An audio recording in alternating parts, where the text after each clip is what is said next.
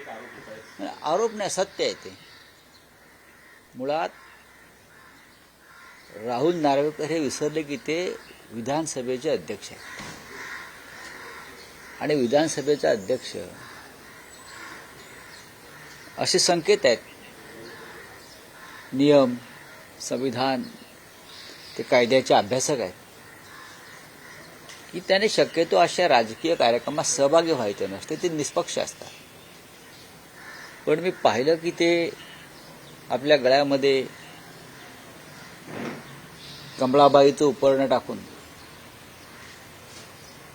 त्यांच्या घरातला उमेदवारांचे अर्ज भरायला गेले. म्हणजे राजकीय पक्षाच्या कार्यक्रमात ते गेले. आता हा धमक्यांचा विषय आला. विधानसभा अध्यक्ष महाराष्ट्राच्या धमक्या देतो विरोधी उमेदवारांना, दबाव आणतो प्रशासनावर. या राज्यात काय चाललंय ह्या विचाराचीच सोय नाही. पूर्वी आम्ही विचारायचो कुठे नेऊन ठेवलाय महाराष्ट्र. आता महाराष्ट्र राहिलेलाच नाही, ते ठेवायचा प्रश्न येतोय कुठे. वाट लावून टाकली. विधानसभा अध्यक्षांनी ज्या पद्धतीनं 4 दिवसापासून पाहतो ते ज्या पद्धतीनं राजकारणामध्ये सक्रिय झालेले आहेत, यापूर्वी असं मी कधी पाहिलं नव्हतं. आमचे मनोहर जोशी लोकसभेचे अध्यक्ष होते, पण ते शिवसेनेच्या व्यासपीठावर त्यानंतर उपस्थित राहिले नाही, कारण त्यांच्यावरती संविधानिक बंधनं होती. मनोहर जोशी शिवसेनेच्या कोणत्या व्यासपीठावर मनोहर जोशी उपस्थित राहिले नाही. दत्ताजी नलावडे उपस्थित राहिले नाही विधानसभेचे अध्यक्ष म्हणून. आणि आता ज्या पद्धतीनं हा सगळा संविधानाचा, नियमांचा भंग करण्याचा कार्यक्रम सुरू आहे, राज्याचे मुख्यमंत्री ते पाहतायत आणि त्यांना उत्तेजन देतात. बाकी काय म्हणू शकतो आपण. पण हे राहुल नार्वेकरांना विधानसभेचे अध्यक्ष म्हणून त्यांनी केलेलं कृत्य शोभत नाही. दोन्ही पक्षात आपल्या शिवसेना आणि मनसेचा संयुक्त जाहीरनामा हा वचननामा होईल ना 4 तारखेला. 4 तारखेला पहिलं वचननाम्याचं उद्घाटन होईल, प्रकाशन होईल. त्याच्यावरती दोन्ही बाजूंनी जवळजवळ शेवटचा हात फिरवण्याचं काम सुरू आहे. आज संपेल. त्यानंतर माननीय उद्धव ठाकरे आणि सन्माननीय राज ठाकरे यांच्या संयुक्त सभा मुंबईसह MMRA रिजनमध्ये होतील. पूर्व आणि पश्चिम उपनगरामध्ये संयुक्त सभा होतील, मग शिवतीर्थावर होईल. सभांची संख्या फार नाही आम्ही ठेवत. त्यानंतर मीरा भाईंदरला एक सभा होईल, ठाण्यामध्ये सभा होईल, कल्याण आणि डोंबिवली अशा 2 सभा होतील आणि नाशिकला सभा होईल, संयुक्त सभा होईल. त्यानंतर उद्धव ठाकरे संभाजीनगरलाही जाणार आहेत, त्यांची सभा होईल. एकत्रित हो, एकत्रित. आदित्य ठाकरे आणि अमित ठाकरे वचननाम्यासंदर्भात दोघे काम करत आहेत. मुंबईच्या विकासासाठी, मराठी माणसासाठी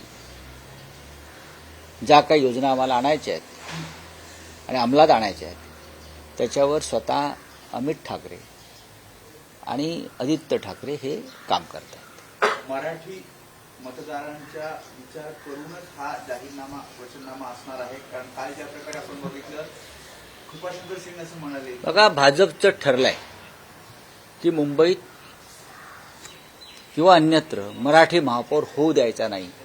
हा भाजपचा अजेंडा आहे आणि भाजपनं त्यासाठी कृपाशंकर सिंगची नेमणूक केली, हे वातावरण निर्माण करण्यासाठी. कृपाशंकर सिंग हे भाजपचा बोलका पोपट आहे, बोलका पत्थर आहे बरं का. आणि भारतीय जनता पक्षाचे कारस्थान आहे. ते आधी वातावरण निर्मिती करतात, चाचपडून पाहतात आणि त्यांना मुंबईमध्ये मराठी माणसाच्या डोक्यात दगड घालायचाच आहे. त्यांनी ठरवलंय की मुंबईमध्ये मराठी माणसाचं डोकं फोडायचं, दगड घालायचं, डोक्यावर खतम करून टाकायचं. आणि कृपाशंकर सिंगचं वक्तव्य हे अनावधानानं केलेलं नसून ही भारतीय जनता पक्षाची रणनीती आहे की वातावरण निर्मिती करायची, माहोल निर्माण करायचा, परप्रांतीयांना जागं करायचं, शिवसेनेविरुद्ध किंवा महाराष्ट्र नवनिर्माण सेनेविरुद्ध आणि मराठी माणसाविरुद्ध मतदान करण्यासाठी प्रवृत्त करायचं.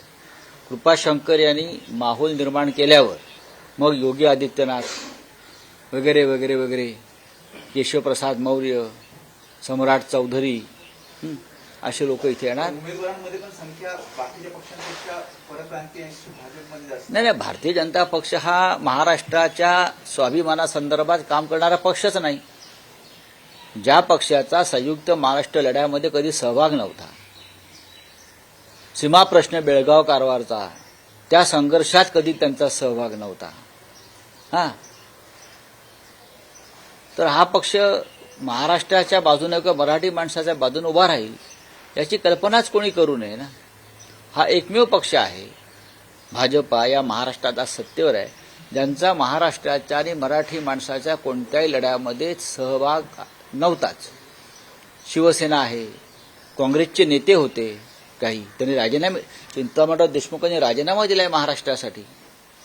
शरद पवार स्वतः होते या लढ्यामध्ये, कम्युनिस्ट पक्ष होता या लढ्यामध्ये महाराष्ट्राच्या, मुस्लिम समाजाचे नेते होते महाराष्ट्राच्या लढ्यामध्ये. हे काय सांगताय? शाहीर अमर शेखांनी तर अख्खा महाराष्ट्र गाजून सोडला होता त्यावेळेला. असे असंख्य लोक होते. भारतीय जनता पक्ष कुठेच नव्हते. त्याच्यामुळे त्यांना कृपाशंकर सिंगच्या माध्यमातून मुंबईत मराठी महापौर कसा होणार नाही यासाठी त्यांची कारस्थानं सुरू झालेली आहेत. कृपाशंकर यांचं वक्तव्य हे मराठी अमराठी वाद वाढवण्याचं. नक्कीच मराठी माणसाच्या तोंडावर पिचकारी मारण्याचं पान खाऊन हे भाजपने केलेलं कालचं कृत्य आहे आणि त्यासाठी थोबाड निवडलं कृपाशंकर सिंग यांचं. म्हणजे त्यांना मराठी अमराठी वाद निर्माण करून होय. मराठीची मतं स्वतःकडे घ्यायची. नाही, प्रश्न असा आहे की त्यांना काही करून मराठी माणसानं या मुंबईचं नेतृत्व महापालिकेत करू नये हा त्यांचा अजेंडा आहे आणि त्यासाठी त्यांचे काम सुरू आहे. मराठी माणूस ठामपणे शिवसेना आणि महाराष्ट्र नवनिर्माण सेनेच्या पाठीशी उभा राहतोय. आमच्याबरोबर राष्ट्रवादी काँग्रेस आहे पवारसाहेबांची, म्हणजे आमची जी आघाडी आहे 3 पक्षांची, त्यांच्या मागे उभा राहतोय, स्पष्ट चित्र आहे.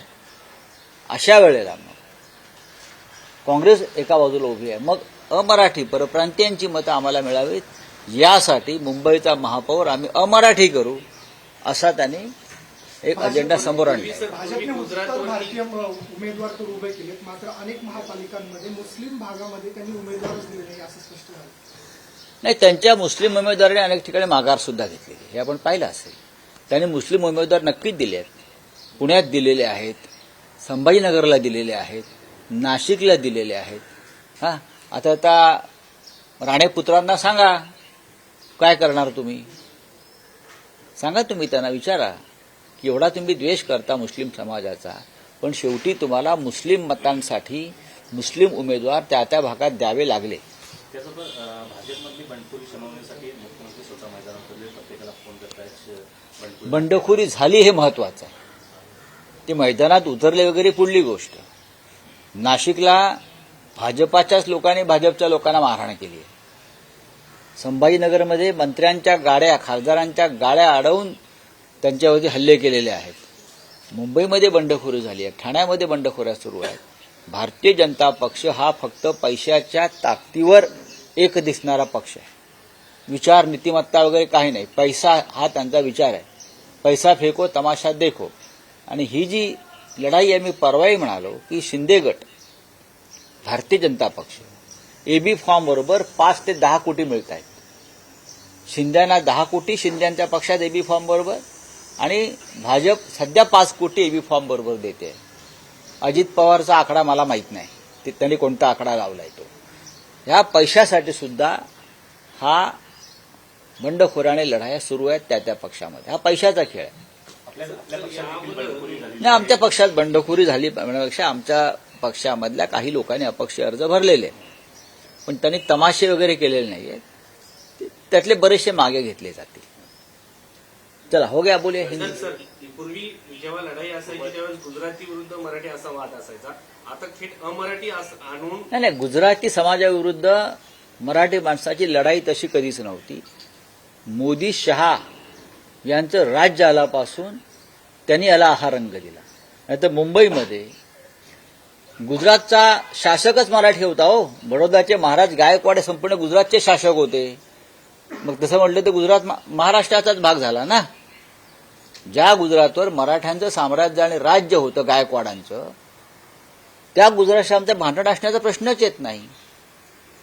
मोरारजी देसाई यांनी मुंबईत मराठी माणसावर आणि गुजरातमध्ये गुजराती माणसावर गोळ्या चालवलेल्या आहेत. हा इतिहास आहे. बाळासाहेब ठाकरेंनी नेहमी सांगितलेलं आहे गुजराती समाजाला, तुमची लक्ष्मी आणि आमची सरस्वती एकत्र आली तर आपण देशावर राज्य करू. पण यांना फक्त लक्ष्मीचंच राज्य आणायचं आहे, ते सुद्धा काळ्या पैशाच्या. बोलिए. देखिए, सबसे पहले मैं कहूंगा कि भारतीय जनता पार्टी मुंबई में यहाँ के भूमिपुत्रों का यानी मराठी लोगों का मेयर नहीं बनाना चाहती है. कृपा शंकर के माध्यम से वो यहाँ माहौल बिगाड़ना चाहते हैं. कृपा शंकर हिंदी भाषिक लोगों का नेता नहीं है. उत्तर प्रदेश में कृपा शंकर जी का लोगों ने पराभव किया है, लगता है जौनपुर में, उनके खुद के स्टेट में. और अब मुंबई में आकर उत्तर भारतीयों की वोट की राजनीति वगैरह करते हैं. तो भारतीय जनता पार्टी यहाँ मराठी और गैर मराठी का विवाद करना चाहती है. हम ये नहीं चाहते. यहाँ के हिंदी भाषिक शिवसेना को हमेशा समर्थन देते आए हैं. यहाँ के गुजराती भाषिक भी हमको समर्थन देते आए हैं. लेकिन जब उसने देखा कि पूरा मराठा एक हो गया है, पूरा मराठी मानुस एक हो गया है, तो ये मराठी गैर मराठी ये विवाद शुरू कर दिया. लेकिन मैं कृपा शंकर जी को और उनके जो आका बैठे हैं दिल्ली में और उनको कहना चाहता हूं, मुंबई का मेयर मराठी होगा. बरोबर. एक सायनमध्ये एक डुप्लिकेट ईबी फॉर्म भरण्यात आला या भाजपच्या वतीने. त्यानंतर पुण्यात ईबी फॉर्म दुसऱ्या गिळला ना, गिळला हो. एबी पण गिळला त्याला. हा, दोन फॉर्म दिले, एकाच पक्षी दोन. हे त्या पक्षाची संस्कृती आणि कल्चर आहे. डुप्लिकेट एबी फॉर्म, फॉर्म गिळणं. आता त्यांचे नेते पैसे गिळतात कोट्यावधी आणि फॉर्म गिळला त्या माध्यमातून. अशा अनेक गमती जमती यापुढे आपल्याला पाहायला मिळतील निवडणुकीमध्ये. कारण हे डुप्लिकेट पक्ष आहेत सगळे. शिंदे गट असेल, भाजपा असेल, भारतीय जनता पक्षांना मुंबईची निवडणूक किंवा इतर महानगरपालिकांची निवडणूक जिंकण्यासाठी सुद्धा बाहेरचे लोक लागत आहेत. जगातला सगळ्यात मोठा पक्ष हे मी म्हणत नाही, त्यांचेच लोक म्हणतायत आमच्या उरावर उपरे आणून बसवले म्हणून. हे त्यांचेच कार्यकर्ते मंत्र्यांच्या गाड्या अडवून जाब विचारतायत.